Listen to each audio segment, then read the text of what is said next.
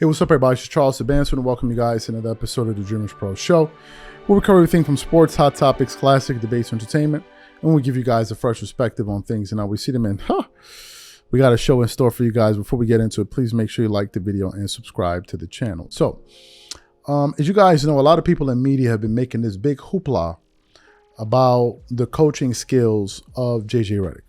A lot of these guys, even yesterday during the game between the Lakers and the Philadelphia 76ers, you heard Tim Leggo talking about JJ's passion, and he's so passionate, and he's such a great mind. Even before the season started, they were saying that the Lakers believe that he could be the next Pat Riley and all of these different things, right? But with 9 games into the season, what we've seen is that essentially JJ Redick has been able to coach the Lakers to a 500 record. Yesterday, they were able to get a win, so now they currently sit with a 5-4 record. But if you listen to the way that he's being marketed and promoted, one would think that, JJ Redick is the best thing since sliced bread, which also draws a pretty stark contrast to the way former Lakers head coach Darvin Ham was described and covered. Darvin Ham was called everything except an imbecile.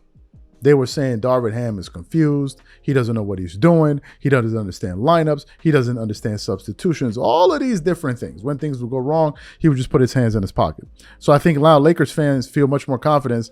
So if something is going wrong and a coach jumping up and screaming and hollering on the sideline, at least he's showing a lot of passion, right? Even though their asses is still getting whooped. But Darvin Ham basically got trashed last year. Right? Totally trashed. And he was made out to be the scapegoat. And a lot of people know this. But what is surprising is an article we came by today featuring one of LeBron's former teammates that he played with for years, in J.R. Smith, coming out there and saying that Darvin Ham was made the scapegoat for all of the failures the Lakers had. What the hell did you expect him to do with that roster? And basically called out this media narrative of everything was Darvin Ham's fault. And if we change Darvin Ham, all of our problems are going to go away. So for those of you who didn't hear what J.R. Smith had to say, I want to play it for you now, and I'm going to come back and continue on the show. Take a listen to J.R. Smith here. Darvin Ham was a scapegoat, dog. What are you supposed to do with that roster? Like, Cam Reddish coming off the bench, like, I feel like he can be better for sure. I feel like his game is the type, like, you can definitely have an opportunity to run a second unit, but you got to develop some more pick and rolls and mature your game a little bit. But, like, other than that, they benched. They non-existent. Bro, the bench You got Bron terrible. trying to be 2005, 2006, bro. He's still going out there putting up crazy-ass numbers. And then, AD play when he played, but that ain't enough to win. Like, to be in the Lakers situation, like, bro, you got to understand, Laker culture is win or not. They're like win or die. Yeah, it's championship or bust right now. Yeah, so when you, like, exit first rounds, barely making the first round, like, that look bad. So you heard what J.R. Smith said. Basically, Darvin Ham was made to be the scapegoat. Now, let me tell you why all of this is powerful. The reason it's powerful is because of the excuses we are already hearing from the media as to the reason why this Lakers team is not performing the way that they projected them to. Do you know what people like Brian Windhorst and others are out there saying? They're saying that the Lakers don't have a bench. The Lakers don't have a good enough roster. So pause, time out for a second. If you are saying that the Lakers don't have an adequate enough roster, and we all agree that the Lakers basically kept the same roster from last season, why were you expecting miracles, signs, and wonders out of Darvin Ham, but you're not expecting the same out of JJ Redick, if you guys are saying JJ Redick is a better coach? Help me figure it out. You guys are saying that the Lakers have the exact same roster as last season, but then you're saying don't expect much out of JJ Redick because what is he expected to do with this roster? But last year you guys were criticizing Darvin Ham for not doing enough. So will help me figure it out. Why was it different for Darvin Ham versus JJ Redick? Why was it different? Do you know what was interesting about last year? Last year, they were blaming Darvin Ham for his incompetence. This year, they're blaming the roster and not JJ Redick. And the question is, why? Why are we giving JJ Redick this pass and the benefit of the doubt? This is what I'm trying to figure out. For as smart as JJ is, the Lakers are essentially a 500 ball club. For as smart as he is.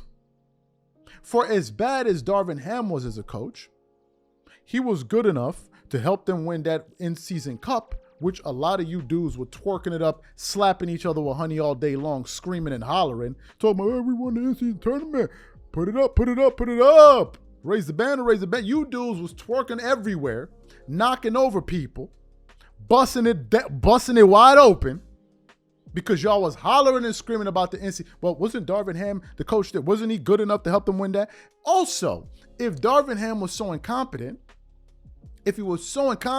why was I hearing so many people in the media say, man, going into the playoffs, man, you know what? The only team the Lakers need to be afraid of is the Denver Nuggets. You remember that? I do.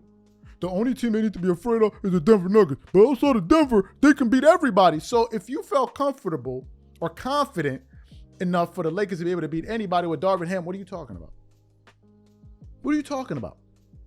You obviously thought he was good enough to coach the team to beat anybody in the West outside the Denver Nuggets. So at a certain point, you thought he was competent. Nah. What I think is going on is what usually goes on with a lot of people. Just a lot of buck dancing. Just a lot of that going on. That's all that is. That's all it is. And whoever feels a type of way, that means you doing it. Because if you was talking to me and I was watching this video and I wasn't doing it, I wouldn't feel a type of way at all. But if that's what I'm doing, then I know I know that this pertains to me. I know it pertains to me. Darvin Ham was made the scapegoat. But this year, they figured out a new way. It seems like JJ Redick is now protected. He's like with LeBron. It's not going to be LeBron's fault. It's not going to be JJ Redick's fault. The person's fault is going to be now is the bench. Knowing damn well this is the exact same roster they had last year. So when did you all of a sudden discover that the bench wasn't nothing? Was it this year? Was it this year? And secondly, if y'all are so concerned with the bench, why y'all draft Bronny? Why y'all draft Bronny? Why don't you get Quinton Olivari? Son looked like he was Quinton Olivari in the same games, less games in 4 games, was averaging 8.8 points a game. Double what Bronny was averaging. Shooting a way better percentage from the 3 and the free throw line. Why you ain't get him? Why you ain't keep him? Oh, well, he was going to make it anyway. So that means I know that the Lakers ain't serious. All they're about right now is just making narratives and figuring out who they're going to blame. And the new one this season is, they don't have, once again, LeBron James doesn't have enough help. Stop me if you've heard this one before. Stop me if you've heard it before.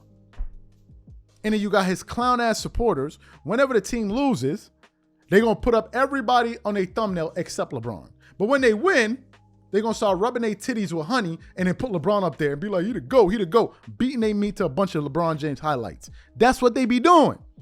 Let's keep it a buck. You dudes be overdoing it with the honey. Overdoing it. We can't even make tea no more. Because all you do is sit there in the corner with a bucket of honey beating your meat to LeBron James highlights. That's all y'all do. If LeBron team lose, but son, he had 39 points. What you expect from him? He's 45,000 years old. What you expect from him? But if they win, look at LeBron. He's amazing at 40. Oh, my Lord. I don't even know what to describe you dudes as. But I'm glad that J.R. Smith said, you know what these LeBron fans are going to say? Ain't that the same J.R. Smith? They didn't even know what the time was and it was possession of the shot clock. He's stupid anyway. I know y'all dudes. Anything to defend. But now it ain't even about defending LeBron. Now it's about defending J.J. Redick. And then let's go throw Darvin Ham under the bus. All of these NBA's, Gil's Arena, the game Lakers lost by 14 points to the Cleveland Cavaliers. They're going to have the nerve to write on the picture, on the text, on the thumbnail, signs that J.J. Redick is showing that he's a Hall of Fame coach.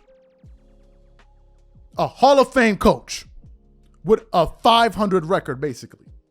And if J.J. Redick's team had the record of Kenny Atkinson's Cleveland Cavaliers, they would have been saying this dude is already better than Phil Jackson.